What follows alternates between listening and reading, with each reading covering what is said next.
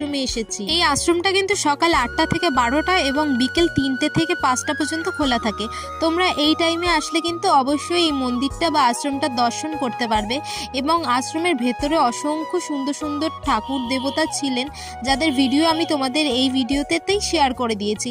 তোমরা কি কেউ জানো এটা মুরগি না পাখি? অবশ্যই জানলে আমায় কমেন্টে জানাও। তারপর কিন্তু সবাই মিলে চলে গেছিলাম ভেতরের মন্দিরের ঠাকুরগুলোও কিন্তু অসম্ভব সুন্দর ছিল।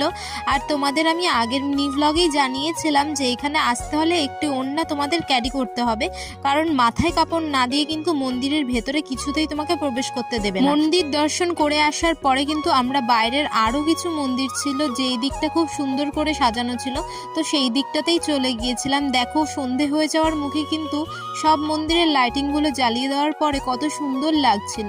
আজকের মতো মিনি ব্লগটা এখানেই শেষ করছি। সকলে ভালো থেকো, সুস্থ থেকো। দেখা হবে অন্য আরেকটি মিনি ব্লগে। ততক্ষণের জন্য টাটা।